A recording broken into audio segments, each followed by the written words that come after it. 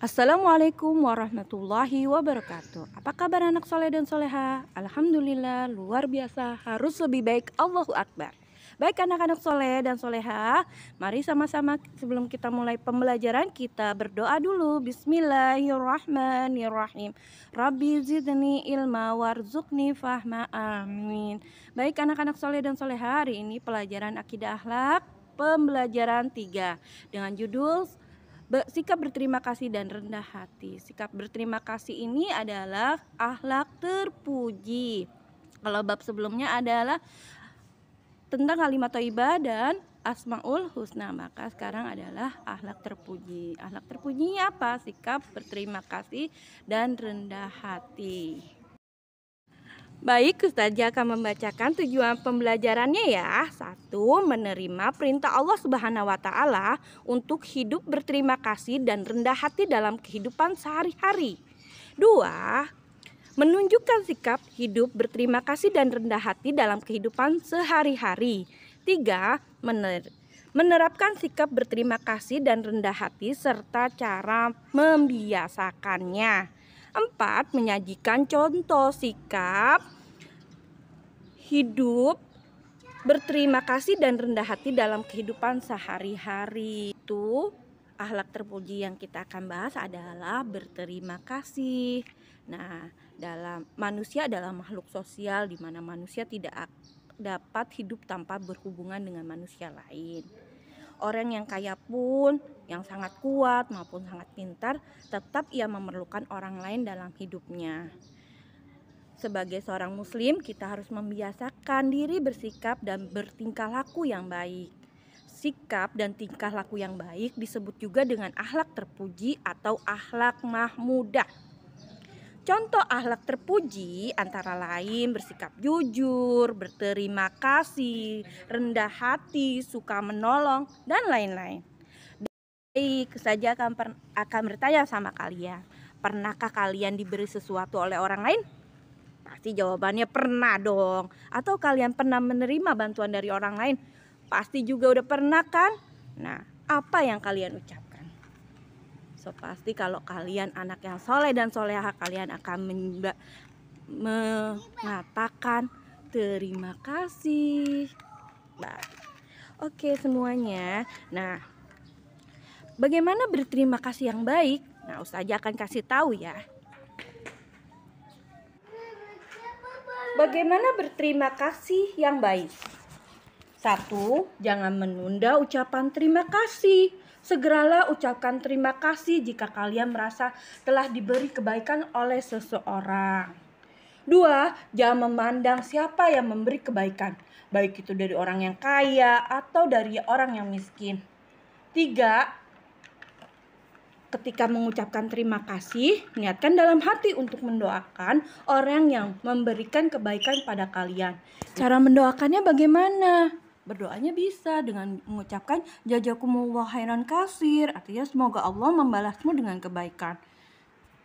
4, lain itu juga niatkan juga untuk berusaha membalas kebaikan orang tersebut di kemudian hari. Berterima kasih juga merupakan bentuk syukur kita atas nikmat yang Allah berikan kepada kita. Allah telah memberi nikmat yang sangat banyak kepada kita hingga kita tidak mampu menghitungnya. Allah akan menambah nikmat pada hamba-hambanya yang mau bersyukur. Sebagai wujud syukur, kita harus memanfaatkan apa yang Allah ciptakan dalam diri kita.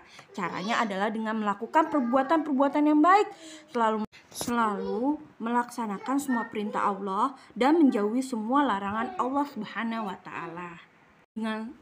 Dengan selalu berterima kasih dan bersyukur kepada Allah, kita akan memperoleh hikmah sebagai berikut. 1. Akan ditambah nikmat oleh Allah Subhanahu wa taala. 2. Merasakan ketentraman hati dan jiwa. 3. Mendapatkan pahala dari Allah. 4. Akan disenangi oleh orang lain. Banyak sekali ya hikmah-hikmahnya anak soleh dan soleha. Semoga kalian termasuk orang-orang yang selalu berterima kasih. Sejauh ini apakah semuanya jelas? Baik, jika sudah jelas semuanya, maka akan dilanjut lagi, yaitu rendah hati. Sikap terpuji yang lainnya, rendah hati apa sih? Rendah hati adalah sikap tidak menyombongkan diri, tidak meremehkan orang lain, dan selalu menghargai orang lain. Dalam ajaran Islam, sikap rendah hati disebut juga dengan tawadu. Orang yang mempunyai sikap rendah hati biasanya tidak angkuh, tidak pernah merendahkan sesama manusia, selalu menghormati dan menghargai orang lain, menganggap dirinya sama dengan orang lain. Dan dalam bergaul tidak pernah membeda-bedakan teman, selalu bersikap toleran terhadap sesama. Sikap rendah hati berbeda dengan sikap rendah diri. Rendah diri merupakan sikap tidak terpuji. Rendah diri sama artinya dengan minder atau tidak percaya diri. Ya, anak soleh dan soleha di sini semuanya tidak rendah diri ya, tentunya memiliki sikap rendah hati. Karena Rasulullah sendiri merupakan sosok contoh pemimpin yang mempunyai sikap rendah hati ya. Baik, semuanya pasti akan mencontoh sikap Rasulullah. Hebat semuanya. Dengan bersikap rendah hati, kita akan memperoleh hikmah sebagai berikut. 1. Akan diberikan jalan menuju surga oleh Allah Subhanahu wa Ta'ala. 2. Terhindar dari sikap sombong. 3. Diberi kemuliaan oleh Allah Subhanahu wa Ta'ala. 4. Disenangi banyak orang lagi. 5. Mempunyai banyak teman pastinya. 6. Hati menjadi tenang. Masya Allah. Pastinya deh ya teman-teman semuanya, kita akan meniru, menerapkan, membiasakan untuk bersikap rendah hati. Artinya tidak sombong. Iya. Alhamdulillah, sudah selesai materi yang Ustazah jelaskan tadi tentang akhlak terpuji atau akhlak mahmudah. Semoga kalian semua dapat menerapkannya dalam kehidupan kalian sehari-hari.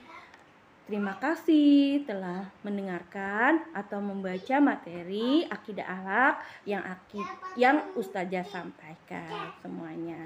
Selanjutnya adalah tugas kalian mengerjakan latihan halaman 28 di buku paket ya. Assalamualaikum warahmatullahi wabarakatuh.